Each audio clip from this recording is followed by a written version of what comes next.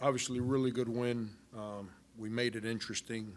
We we got really passive.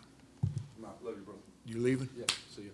Appreciate you. I told you a ball guy would win. Yeah, he wears it better than me.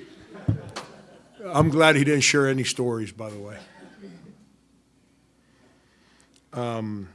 We got really passive offensively, and then that led to not attacking, which then allowed us to then play on our heels defensively and then give them credit. I thought we were really good defensively for a while, and then when we got passive, they smelled it, and they attacked us, and then they started making shots and beating us off the bounce, and give them credit. We had some opportunities to come up with some defensive rebounds. We didn't. I mean, they got more offensive rebounds than we did in the second half. Part of the reason that we gave up the lead was an inability to secure a defensive rebound. We've got to do a better job defensive rebounding. And then the other part is when the game got – you can't give good teams life. When you do, you're asking for trouble. And when we gave them life, we had Jacoby, Devin, and Taekwon in there, 3 true freshmen, and they had to play. I had some foul trouble. Brandon started cramping, so they had to play, and so this will be a good lesson for them. Frank, a couple on Devin. One, just how confident were you guys in his ability to make those free throws that you designed the inbounds for him to get the ball and then to foul him, and then just talk about his courage to go up there and make those free throws? Yeah, he's a real good free throw shooter. He just has to get out. He gets into this, like, all you got to do is look at his face.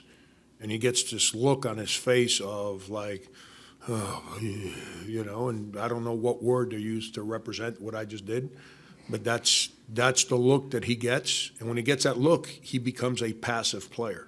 And what makes him really good is that he's an engaged player. And I had no – he shot 90% from the line throughout high school.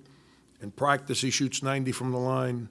I've got 0, and he's athletic, so he can get open. That's the other part. When you're a good guy that can make free throws, can get open, then you can do some stuff because you don't have to give him a lot of help to get open. So, but I had all the confidence in the world he was going to make his free throws. Frank, you talk all the time about games teaching, a season teaching a team how to win or how to lose. What do you feel like a win tonight against a really good UAB team will teach your team moving forward this early in the season? Yeah, you saw what we can be defensively. And offensively, it's hard. They're a hard team to play against offensively. I've got to do a much better job when we play those kind of defenses that the last 2 teams play. Offensively, when you play a UAB, they hound you so hard on the ball, you don't have time to run a lot of the stuff I run. So you have to change how you try to get into offense. We have to engage our big guys. Right now, our big guys offensively are non-existent. And Wildens tries really hard, but he has no feel when the ball's coming. And then Josh Gray doesn't understand how to play in there yet. We've got to get contributions from our bigs. Absolutely have to. And if not, you become dependent on jump shooting. And when that happens, that's never a good thing. I mean, we got guys who are going to make shots. I'm not worried about that. But we got to balance it out by creating a presence in the paint right now. But the learning part, win or lose, you learn a lot from this game. You learn a lot about who your team can be, how competitive we were, how good we were defensively for a long period of time there. Winning is a lot better than the alternative. So it's easier to teach when you win than when you lose. I know some people think you only learn when you lose. No, it's easier to teach when you win. So. Frank, a couple of things on Eric. How good was it for you and the rest of the bench to see those shots go in for him early on, and not having him on the floor the last few minutes of the game? How much more stressful did that make it for you guys? Yeah, it hurts us. offensively, that's why I told you guys, I don't worry about people that work at something that they're good at. He's a good shooter, and he works at it. I'm not worried. You know what? You know when I mess up his head? If I start talking to him about missing shots. Then if he thinks that I'm losing faith in his shot making, then he's gonna then doubt himself. I don't do that. Now, if he didn't work, he wouldn't be shooting, 2 for 27 or whatever he was. We would have cut those threes off in a long time ago. But he works at it. So, it's and then not having him on the court. Actually, when he came back with about when I put him in about 5 to play, 6 somewhere in there. He came back passive defensively, and he can't play that way. He's too good a defender on our team to play passively. That 3 James Reese made off the timeout out of the corner. We've been trying to get him the ball in the corner the whole second half, and we would not look at him. It's the most incredible thing. I don't know what else to do, but Eric. He made 2 mistakes offensively. He went to the wrong side, which is not like him, and then that bad travel he had. He's too good a player to make those mistakes. But the shooting part and all that, I'm not worried about that. He's going to make shots. I know last game you talked about the 24 turnovers and just being able to win despite that, 22 tonight. And just curious if there's anything that you can point to that is leading to that, or what is kind of the focus, I guess, after that and correcting that. Yeah, part of that's point guard play. Jermaine's got to do a better job. I mean, he can't keep turning the ball over, but then if you put Jacoby at the point, Jacoby's not ready for that responsibility right now. And, it's not that how many turnovers Jacoby have? 1. But he didn't do anything either. You know what I mean? He just kind of held on to the ball. That, Jermaine's had some opportunities to make plays, and he can't. He just, one time someone reached and barely tied it. They might have hit him. I don't know. Just throws the ball out of bounds. You can't do that. You've been in college for 4 years, man. You can't do that. He's got to be a lot better. And then the Taquan Woodley's turnovers are bad. That's just a freshman. The game's going too fast, and he's trying to keep up with the game, so he's not playing at his pace. And that's his challenge. He's got to learn how to play faster, not with the ball, faster without the ball. But he's not there yet. Franco, with A.J. Wilson, I understood he was sick tonight. Everything good there? Should he be back for Wofford? I got no idea, man. He showed up, practiced on Tuesday. He was great in practice, showed up Wednesday, 102 fever. And, he already had strep 2 weeks ago. So I got no idea. I feel bad for him. He's 24 years old. He's a 5th-year senior. He doesn't have too many of these opportunities left. I feel bad for him. And also with Jermaine at the point guard, I mean, he's done it so much before. Is it a case of like it'll click eventually, or is it just something maybe the defense is trying to speed him up and going at him? We've played 2 teams that play funky defenses. If you look at the game, I don't remember the stats of the Princeton game, but I think it was upstate. They just played man. He had 7 assists, 1 turnover, something like that. We played a team that plays funky defenses, the 1-3-1s, the 1-2-2s, all the different defenses they play.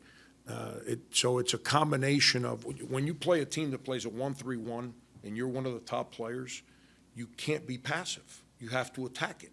When you attack, the spacing by the other guys has to be consistent, and then when you attack, you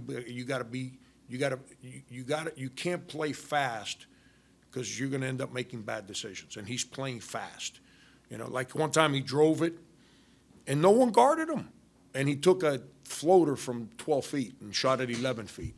You can't do that. He's been in college for 4 years. Those are some of the things he's got to get better at, and then we got to help him. Because he's the only guy that was trying to be aggressive from the top. Everyone else was playing passive from the top, and against 1-3-1, you can't do that. You mentioned getting the bigs a little bit more involved. Is that something schematically you can do, or is it just up to a guy like Wildens and these younger guys to come along, and how much will getting AJ back help with that?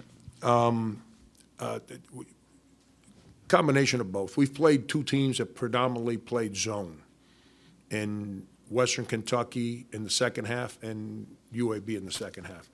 9 times out of 10, bigs get their points against zone on lobs if they can shoot it, stepping out, or offensive rebounds.